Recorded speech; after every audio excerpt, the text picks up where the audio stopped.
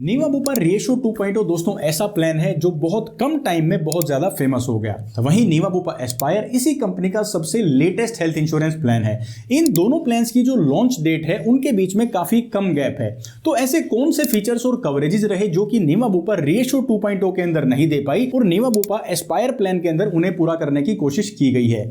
आज के इस वीडियो में दोस्तों हम इन दोनों प्लान्स के बीच के जो कोर डिफरेंस है उनको जानेंगे, इनके कवरेजेस और बेनिफिट्स में क्या डिफरेंस है वो समझेंगे, वेटिंग पीरियड अलग अलग वेरिएंट वाइज मैं आपको बताऊंगा कि इन दोनों प्लान्स में क्या डिफरेंस है और इनके जो ऑप्शनल कवरेजेस हैं उनमें क्या क्या डिफरेंस है वो भी हम समझ पाएंगे।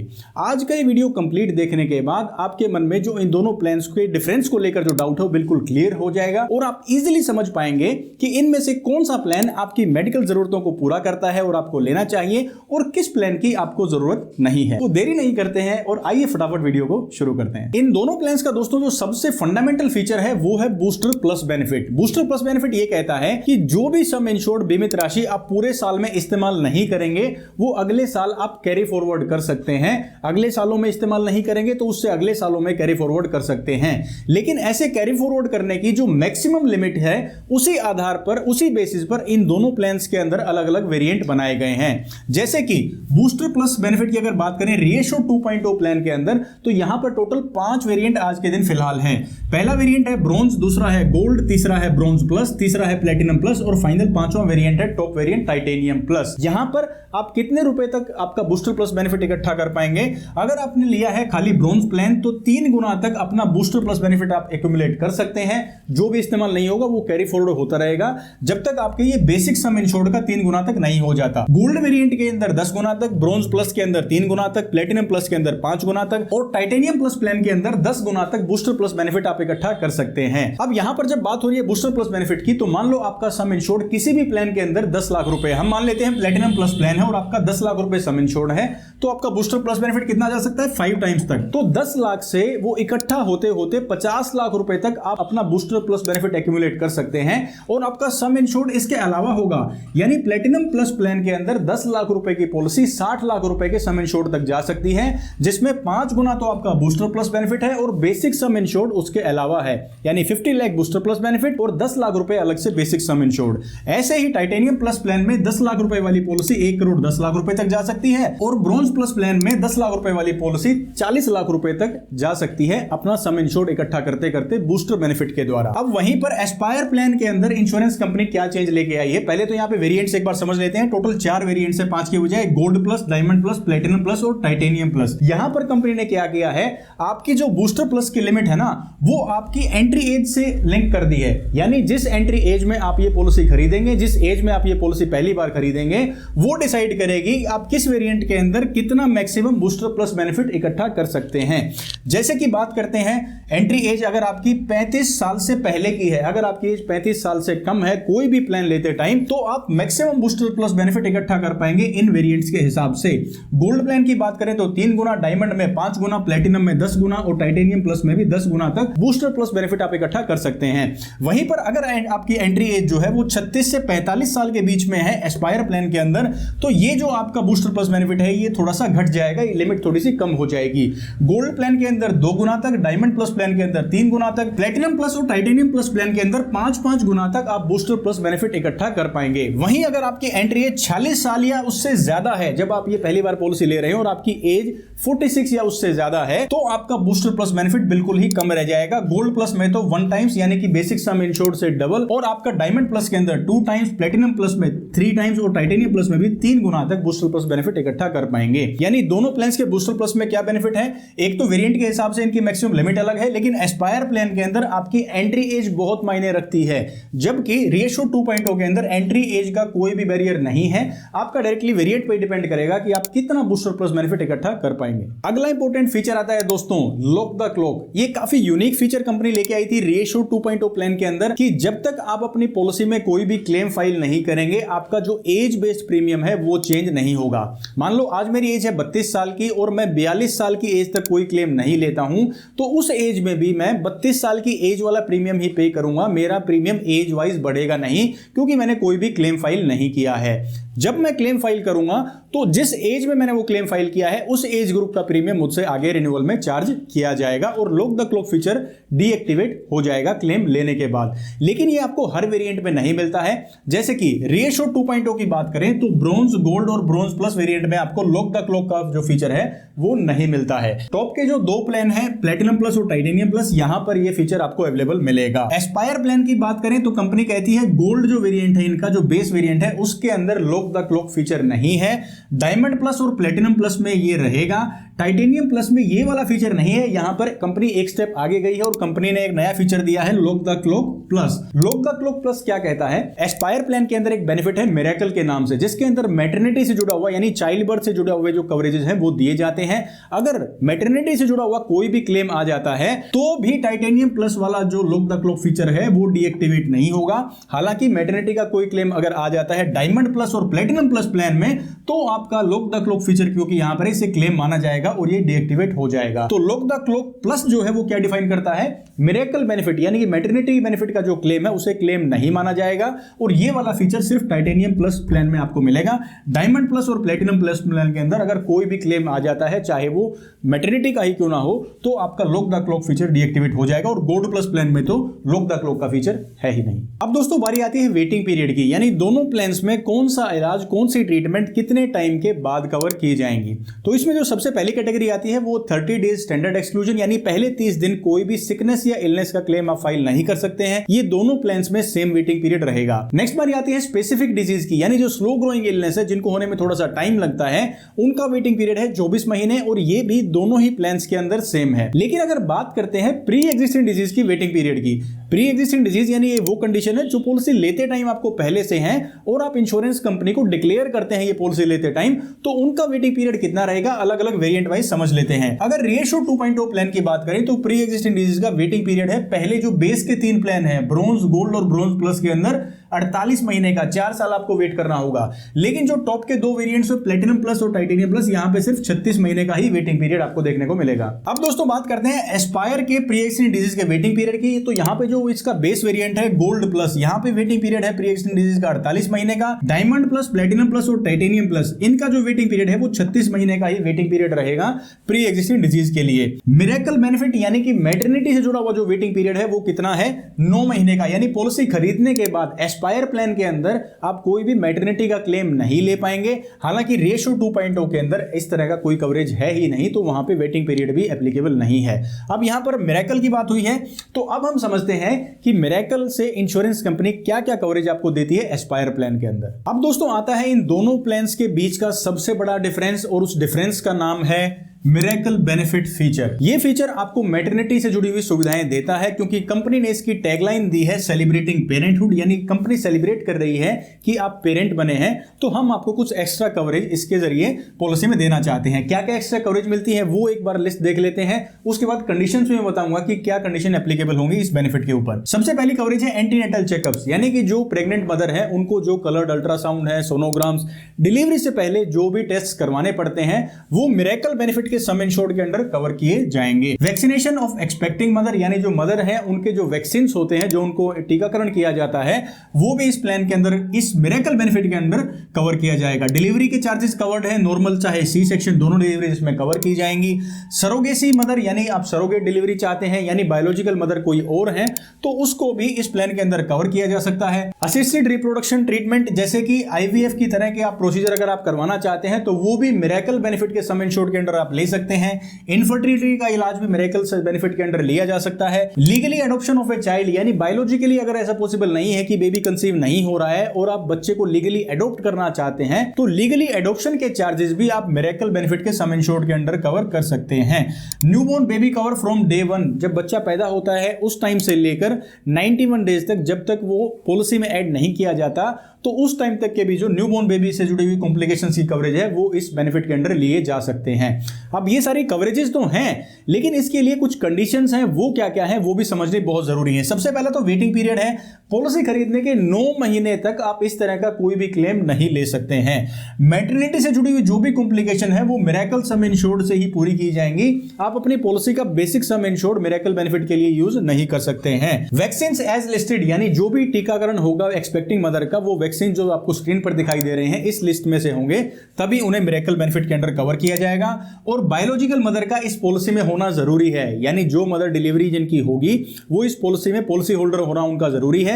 लेकिन अगर सरोगेसी के थ्रू डिलीवरी है तो सरोगेट मदर क्योंकि और होंगी तो उनका इस पॉलिसी में होना जरूरी नहीं है। अब यहां पर बार बार कहा गया है कि इन फीचर्स को यूज करने के लिए आपको मिरेकल बेनिफिट का सम इंश्योर्ड इस्तेमाल करना होगा। लेकिन वो मिरेकल बेनिफिट का सम इंश्योर्ड कितना है वो भी मैं आपको बता दूंगा, क्योंकि वो लिंक है डायरेक्टली आपके सम इंश्योर्ड से, यानी जितने रुपए की आपने पॉलिसी खरीदी है उसी के रेशियो में आपका मिरेकल बेनिफिट आपको मिलता है। आइए एक बार वो भी समझ लेते हैं। तो दोस्तों, अगर आपने नीवा बुपा एस्पायर प्लान के अंदर सम इंश्योर्ड लिया है 3 लाख रुपए का, तो मिरेकल बेनिफिट जो आपको मिलता है वो है 4,000 रुपए।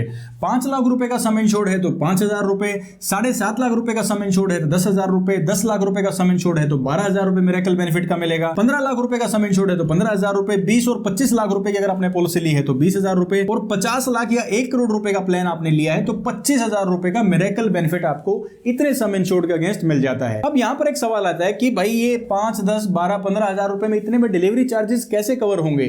फीचर्स तो बहुत सारे बता दिए हैं, लेकिन ये सम इंश्योर्ड तो बहुत कम है। मान लो आपने पॉलिसी ली 15 लाख रुपए की, तो सिर्फ 15,000 रुपए ही आप यूज कर पाएंगे मिरेकल बेनिफिट के लिए। तो इतने में तो पॉसिबल नहीं है कि सारे फीचर्स को यूज किया जा सके।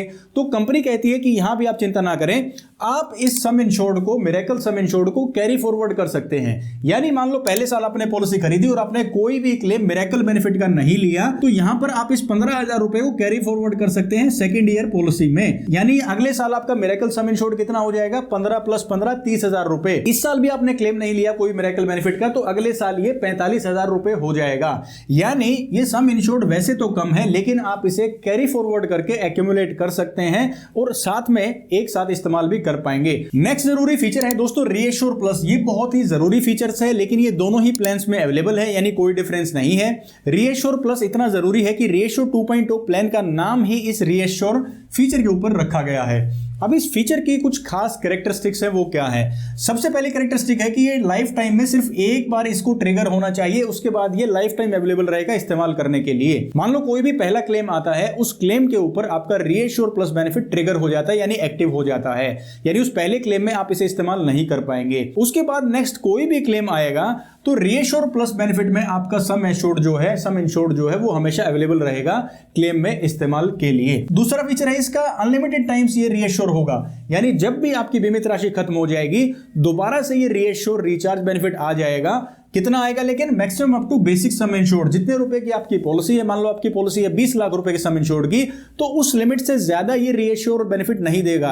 सिंगल टाइम में जब ये रिचार्ज होगा, रिस्टोर होगा, तो मैक्सिमम आपके बेसिक सम इंश्योर्ड की लिमिट तक ही आप इसे इस्तेमाल कर पाएंगे फॉर अनलिमिटेड टाइम्स, और ट्रिगर होने के लिए लाइफ टाइम में सिर्फ एक ही क्लेम इसे चाहिए। तो ये बहुत जरूरी फीचर्स है, हालांकि ये दोनों ही पॉलिसीज में आपको अवेलेबल मिलता है। अब दोस्तों कुछ जो इनकी बेसिक कवरेजेस हैं उनमें जो डिफरेंस है उनको भी एक बार डिस्कस कर लेते हैं। यहां पर रीएश्योर 2.0 के मैंने सारी कवरेजेस लिखी है और एस्पायर की लिखी है, और इस साइड पे कैटेगरी लिखी है कौन कौन सी कवरेज की हम बात करेंगे। सबसे पहले सम इंश्योर्ड की अगर बात करें तो रीएश्योर 2.0 में 5 लाख रुपए मिनिमम सम इंश्योर्ड है और 1 करोड़ रुपए तक की पॉलिसी आप ले सकते हैं। एस्पायर प्लान में 3 लाख रुपए से शुरुआत हो जाती है सम इंश्योर्ड की और 1 करोड़ रुपए तक की पॉलिसी आप ले पाएंगे। एयर एम्बुलेंस के अंदर रीएश्योर 2.0 के अंदर कैपिंग है 2.5 लाख रुपए तक आप क्लेम कर सकते हैं, लेकिन एस्पायर प्लान के अंदर ऐसी कोई लिमिट नहीं है, एज पर एक्चुअल्स आप क्लेम कर सकते हैं। मॉडर्न ट्रीटमेंट्स की बात करें रीएश्योर 2.0 के अंदर वैसे तो कोई लिमिट नहीं है, लेकिन कुछ सेलेक्टेड रोबोटिक सर्जरीज हैं जिनमें 1 लाख रुपए की कैपिंग कंपनी लगाई है। एस्पायर प्लान के अंदर ऐसी कोई कैपिंग नहीं है।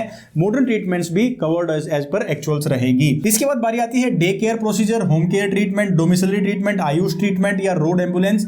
ये सारे जो फीचर्स हैं ये कवर्ड एज पर एक्चुअल्स हैं दोनों ही प्लान्स के अंदर। अब बात करते हैं दोस्तों वेलनेस टेस्ट की, यानी प्रिवेंटिव हेल्थ चेकअप जो आप दोनों प्लान्स में ले सकते हैं, उनके लिमिट्स क्या है। अगर मैं बात करूं रीएश्योर 2.0 की, तो यहां पर 5,000 रुपए इंडिविजुअल प्लान के लिए मैक्सिमम 1 साल में और 10,000 रुपए फैमिली फ्लोटर प्लान के लिए आप इतने रुपए के वेलनेस टेस्ट करवा सकते हैं।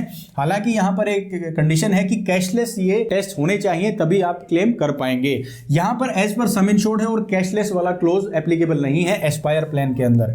मिरेकल बेनिफिट की बात करें यानी कि मैटरनिटी का बेनिफिट, वो मैं आपको बता ही चुका हूं। रीएश्योर 2.0 के अंदर कोई भी मैटरनिटी का बेनिफिट आपको नहीं मिलता है, लेकिन एस्पायर प्लान के अंदर आप मैटरनिटी का बेनिफिट उठा सकते हैं मिरेकल बेनिफिट के थ्रू, लेकिन लिमिट रहेगी जो मिरेकल बेनिफिट का सम इंश्योर्ड है उस लिमिट तक। अब दोस्तों हम इन दोनों ही प्लान्स के जो ऑप्शनल कवर्स है ना उन्हें डिस्कस करते हैं और उन्हें डिफरेंशिएट करते हैं क्या क्या डिफरेंस है।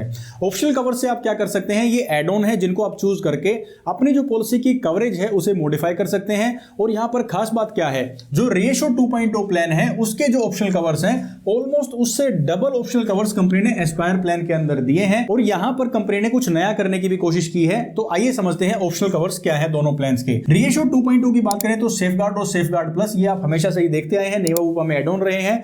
सेफगार्ड क्या सेफ्टी देता है, सेफगार्ड आपको सबसे पहली सेफ्टी देता है कंज्यूमेबल्स के अगेंस्ट, यानी जो आपके एनेक्सर 1 की लिस्ट 1 है उसके जो कंज्यूमेबल नॉन मेडिकल आइटम्स है वो कवर किए जाएंगे। उसके बाद ये आपको सेफ्टी देता है बूस्टर प्लस बेनिफिट की, यानी कि 50,000 रुपए तक का कोई भी क्लेम आ जाता है तो आपके बूस्टर प्लस बेनिफिट पर कोई असर नहीं होगा, उसे क्लेम नहीं माना जाएगा। और तीसरा इसका फीचर है सम इंश्योर्ड सेफगार्ड, यानी कि इन्फ्लेशन के हिसाब से, महंगाई दर के हिसाब से जो भी सम इंश्योर्ड बढ़ता है वो बिना एक्स्ट्रा प्रीमियम के आपकी पॉलिसी में ऐड हो जाएगा। तो ये सेफगार्ड के फीचर्स हैं। ये सेफगार्ड का एड ऑन एस्पायर प्लान के अंदर भी सेम अवेलेबल रहेगा। सेफगार्ड प्लस इसी का एनहेंस वर्जन है, यानी कि जो कंज्यूमेबल आइटम सिर्फ एनेक्सर 1 की लिस्ट 1 के थे, सेफगार्ड प्लस के अंदर एनेक्सर 1 की लिस्ट 1, 2, 3, 4 चारों लिस्ट के आइटम कवर किए जाएंगे। दूसरा जो बेनिफिट है बूस्टर प्लस बेनिफिट का, उसकी जो लिमिट है 50,000 रुपए से बढ़कर 1 लाख रुपए तक का कोई भी क्लेम आ जाता है तो उसका असर भी आपके बूस्टर प्लस बेनिफिट पर नहीं होगा। और तीसरा जो इन्फ्लेशन से रिलेटेड है, यानी आपका सम इंश्योर्ड सेफगार्ड है, यानी महंगाई दर के हिसाब से जो भी आपका सम इंश्योर्ड बढ़ता है वो कंज्यूमर प्राइस इंडेक्स के हिसाब से आपका सम इंश्योर्ड भी बढ़ता रहेगा सेफगार्ड प्लस में। ये दोनों ही एड ऑन्स आपको एस्पायर प्लान में मिलेंगे और रेशियो 2.0 के अंदर भी अवेलेबल हैं। नेक्स्ट एड ऑन आता है एक्यूट केयर। ये ओपीडी की सुविधा है, आप ऑनलाइन और ऑफलाइन कंसल्टेशन ले सकते हैं फिजिशियन से जो इनके पैनल पर हैं, तो ये सुविधा यहां पर अवेलेबल है। एस्पायर प्लान के अंदर वेल कंसल्ट ओपीडी का एड ऑन दिया गया है। इसके अंदर क्या है, आप ऑनलाइन और ऑफलाइन दोनों कंसल्टेशन ले सकते हैं, यानी टेली कंसल्टेशन भी ले सकते हैं और फिजिकली फेस टू फेस भी कंसल्ट कर सकते हैं किसी भी फिजिशियन से। यहां पर एक क्लोज है कि अगर आप किसी भी नॉन नेटवर्क हॉस्पिटल में जाकर ओपीडी सुविधा लेते हैं, यानी जो इंश्योरेंस कंपनी के पैनल पर नहीं है, तो वहां पर आपकी फार्मेसी, कंसल्टेशन और डायग्नोस्टिक तीनों के ऊपर 20% की कोपेमेंट होगी नॉन नेटवर्क ओपीडी क्लेम्स के अंदर। यानी कि आप डॉक्टर को दिखाते हैं, दवाइयां लेते हैं या टेस्ट करवाते हैं और वो जो डॉक्टर, वो जो हॉस्पिटल जो है इंश्योरेंस कंपनी के पैनल पर नहीं है, नेटवर्क हॉस्पिटल्स में नहीं है, तो 20% की कोपेमेंट आपको वेल कंसल्ट ओपीडी के अंडर भी देनी पड़ेगी। हॉस्पिटल कैश का दोस्तों बेनिफिट आता है, यानी डेली 500 रुपए का हॉस्पिटल कैश का बेनिफिट एड ऑन के तौर पर आप ले सकते हैं मैक्सिमम 30 दिन तक। ये सेम आपको एस्पायर प्लान के अंदर भी अवेलेबल मिलेगा। डिजीज मैनेजमेंट का एड ऑन कहता है कि 30 दिन के बाद आपकी डायबिटीज या हाइपरटेंशन से रिलेटेड जो भी कॉम्प्लिकेशन है वो कवर की जाएगी अगर आप ये वाला एड ऑन लेते हैं तो। इसी तरह का same add on smart health plus के नाम से एस्पायर प्लान के अंदर कंपनी ने दिया है। अब ये तो बात हुई रेशियो 2.0 के जो एड ऑन्स है वो, और यही सेम तकरीबन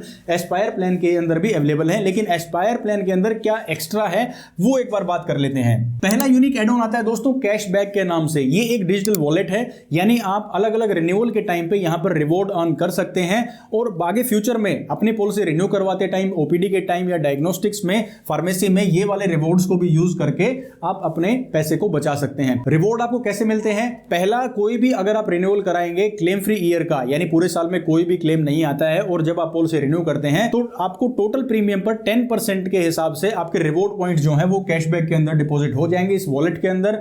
और अगले जो भी सब्सिक्वेंट रिन्यूअल्स आएंगे जो कि क्लेम फ्री रिन्यूअल होंगे, जिस साल क्लेम नहीं आएगा और आप रिन्यू करवाएंगे अपनी पॉलिसी को, तो 5% के हिसाब से रिवॉर्ड्स आपके कैशबैक वॉलेट में ऐड होते जाएंगे।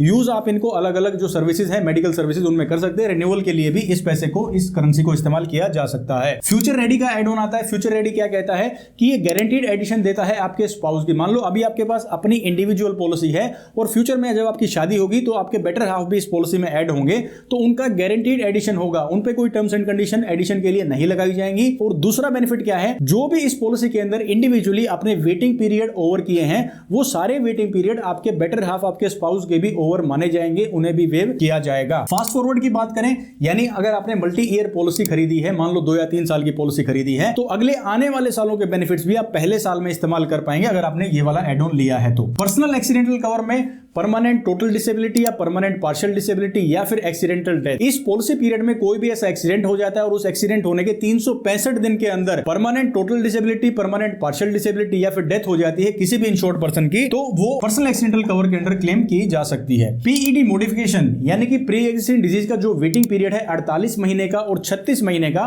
उसे आप कम कर सकते हैं 36 महीने, 24 महीने या 12 महीने तक भी थोड़ा सा एक्स्ट्रा प्रीमियम पे करके। रूम रेंट मॉडिफिकेशन आप ऑप्ट कर सकते हैं। अब इसमें देखिए रूम रेंट की कोई भी लिमिट नहीं है, लेकिन अगर आप चाहते हैं कि आपको एक लिमिट चाहिए जिससे आपका प्रीमियम भी कम हो जाए, तो वो आप लिमिट चूज कर सकते हैं एक स्पेसिफिक रूम रेंट कैटेगरी की।